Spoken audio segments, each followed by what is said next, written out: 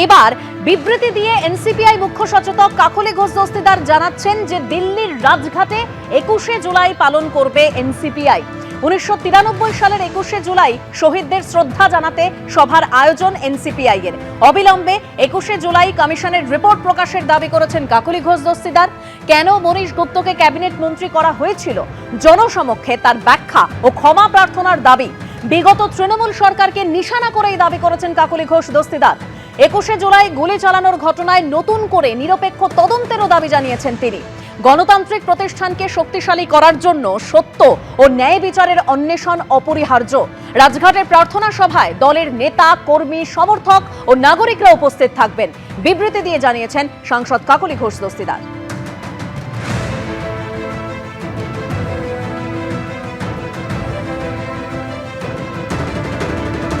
আর এর আগে ২১শে জুলাই নিয়ে কাকলি ঘোষ দস্তিদার ঠিক কি বলেছিলেন শোনাবো।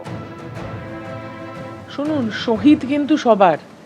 যে ভারতবর্ষের স্বাধীনতা সংগ্রামে শহীদ হয়েছে তিনিও শহীদ। যিনি প্রাণ দিয়েছেন পশ্চিমবাংলায় আইন শৃঙ্খলা রক্ষার স্বার্থে তিনিও শহীদ। পৃথিবীর যে কোনো কোণে যিনি জীবন দিয়েছেন কোনো একটা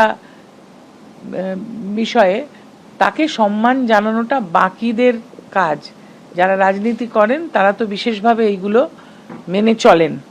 এবং ঘটনাটা তো আমার চোখের সামনে ঘটেছিল, সেটা নিয়ে তো শুধু খালি আমার শহীদ, তোমার শহীদ, আজকে শহীদ মিনারের শহীদ না গান্ধী মূর্তির পাদদেশের শহীদ সেটা নয়। আমরাও তখন সেখানে ছিলাম এবং পৃথিবীর সকল শহীদকে সম্মান জানানোটা কর্তব্য বলে আমরাও সেটা পালন করব। আমরা যে সময় মতো জানিয়ে দেবো কোথায় হবে।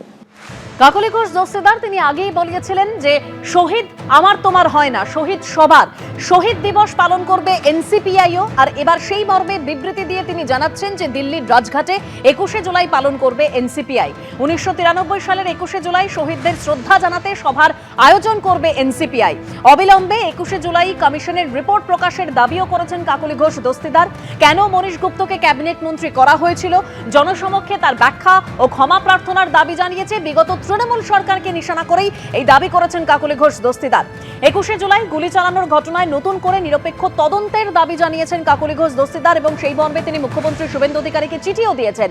গণতান্ত্রিক প্রতিষ্ঠানকে শক্তিশালী করার জন্য সত্য ও ন্যায় বিচারের অন্বেষণ অপরিহার্য। রাজঘাটের প্রার্থনা সভায় দলের নেতা, কর্মী, সমর্থক ও নাগরিকরা উপস্থিত থাকবেন বলেই বিবৃতি দিয়ে জানিয়েছেন কাকলি ঘোষ দস্তিদার।